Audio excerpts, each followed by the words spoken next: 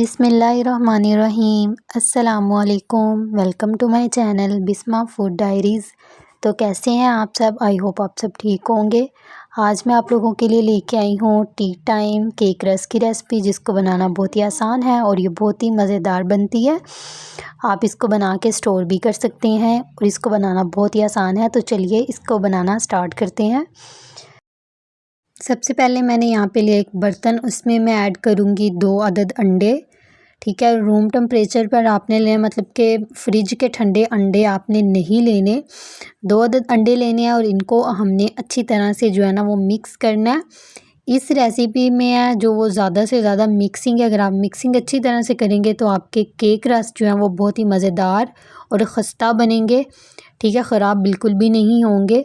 तो अगर आप इस तरह मिक्स नहीं कर सकते तो आप ब्लेंडर में भी बना सकते हैं, ब्लेंडर में भी मिक्स कर सकते हैं। सेम जो मैं यहाँ पे मिक्सिंग करूँगी सेम ऐसे ही आपने जो है ना वो ब्लेंडर में करनी है। ठीक है, अच्छी तरह से हमने इसको मिक्स करते जाना है। यहाँ पे जो है ना मैंने ऑयल लिया है 1/2 कप। अगर आप चाहें तो आप इसमें जो है ना वो बटर भी ऐड कर सकते हैं, देसी घी भी ऐड कर सकते हैं। तीनों ऑप्शन आपके पास हैं। अच्छी तरह से हमने मिक्सिंग करते हुए जो है ना वो ऑयल को शामिल करना है। अगर आप ब्लेंडर में भी बना रहे हैं तो मिक्सिंग करते ही आपने जो है ना वो ऑयल को शामिल करना है। इससे क्या होता है, इससे जो मिक्सिंग है ना वो आपकी बहुत अच्छी हो जाती है। इसके बाद जो है ना मैं इसमें ऐड करूँगी पिसी हुई चीनी। अगर आपके पास नहीं है तो आप थोड़ी सी चीनी ले लें और जो है वो ग्राइंडर में जो है इसको पीस कर बना सकते हैं। अच्छी तरह से हमने जो है ना वो मिक्सिंग करते हुए इसको ऐड करना है।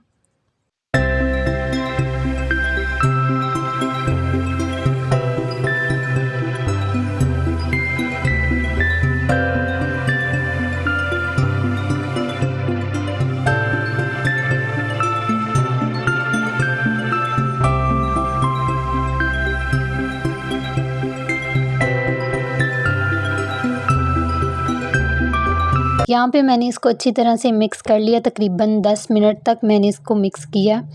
इसके बाद मैं यहाँ पे ऐड करूँगी वनीला एसेंस 2 से 3 ड्रॉप। इसको जो है ना आपने ऐड करके अच्छी तरह से फिर से मिक्स करना है।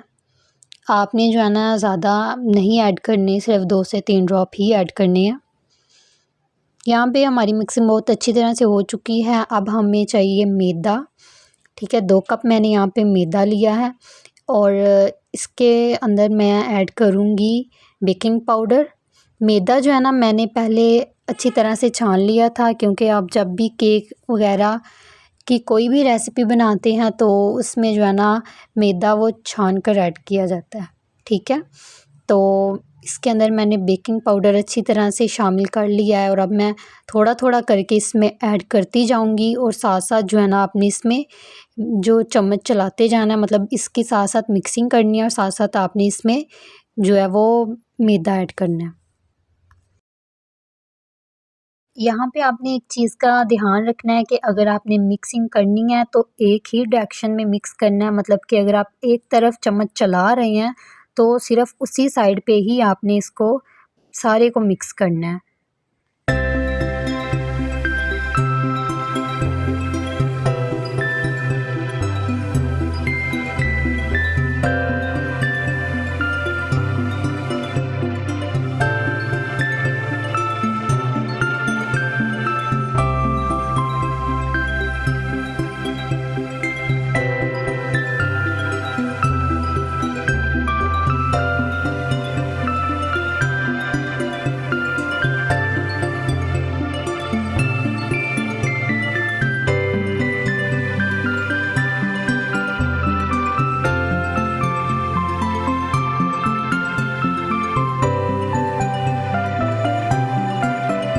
यहाँ पे जो है ना मैंने सारा मैदा इसमें अच्छी तरह से ऐड कर दिया है। अभी हमें चाहिए नीम गर्म दूध। ठीक है, हमने थोड़ा सा इसमें नीम गर्म दूध ऐड करना है। इससे जो है ना मिक्सिंग हमारी अच्छी तरह से हो जाएगी और ये जो है ना ज़्यादा जो है गाढ़ा नहीं होगा।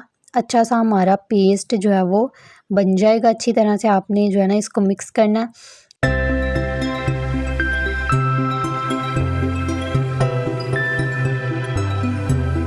यहाँ पे जो है ना हमारा बैटर अच्छी तरह से रेडी हो चुका है और आप देख सकते हैं इसमें कोई भी गुठली नहीं है, कोई भी लम्स नहीं है, तो ये बिल्कुल रेडी है।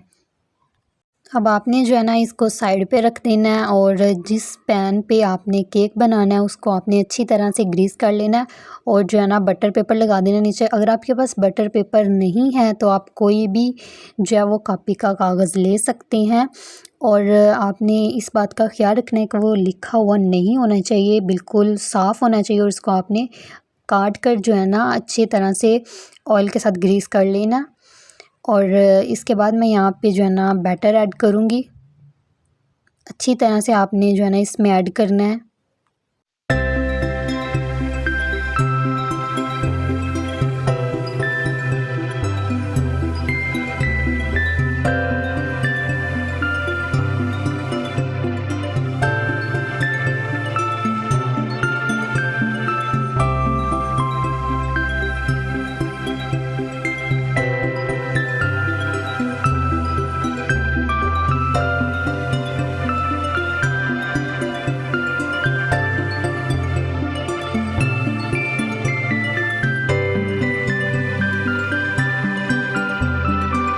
यहाँ पे केक रस जो है ना वो हम पतीले में बना रहे हैं। आप चाहें तो ओवन में भी बना सकते हैं, लेकिन मैं यहाँ पे पतीले में बना रही हूँ। तो आपने 5 मिनट जो है ना इसको पहले से प्री हीट करके रखना है और उसके बाद जब आपने इसमें केक का पैन रख देना है तो आपने आँच जो है ना इसकी बिल्कुल स्लो रखनी है और 40 से 45 मिनट के बाद आपका केक जो है ना वो अच्छी तरह से राइज़ हो जाएगा। तो यहाँ पे हमारा केक अच्छी तरह से राइज़ हो चुका है। आप चाहें तो इसको ऐसे भी खा सकते हैं, ये ऐसे भी बहुत ही मज़ेदार और टेस्टी होता है, बट हम यहाँ पे केक रस बना रहे हैं तो मैंने जो है ना केक रस के हिसाब से इसकी कटिंग जो है वो कर दी है। देख सकते हैं बहुत ही अच्छी तरह से मैंने इसकी कटिंग कर ली है। अगर आप चाहें तो इसी तरह भी इसको खा सकते हैं, बहुत ही मज़ेदार होते हैं। लेकिन अगर आपने केक रस बनाने हैं तो उसके लिए आपको जो है ना इनको दोबारा से जो है ना वो रखना पड़ेगा।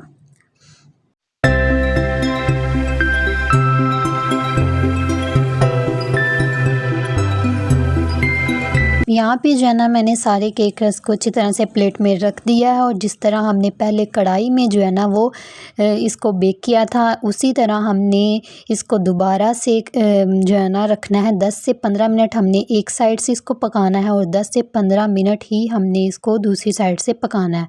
और आपने इसको जो है ना वो चेक लाजमी कर लेना, ये ना हो कि ये जो है वो ज़्यादा कुक हो जाए। तो तैयार है हमारे बहुत ही मज़ेदार से खस्ता केक रस। अगर आपको आज की रेसिपी पसंद आए तो इसको लाइक कीजिएगा, शेयर कीजिएगा, मेरे चैनल को सब्सक्राइब कीजिएगा और आप जो है ना इनको बनाकर स्टोर भी रख सकते हैं, ये बिल्कुल भी ख़राब नहीं होंगे। और इस रेसिपी को ज़रूर ट्राई कीजिएगा और मुझे कमेंट में भी लाजमी बताइएगा। मिलते हैं नेक्स्ट वीडियो में, तब तक के लिए अल्लाह हाफिज़।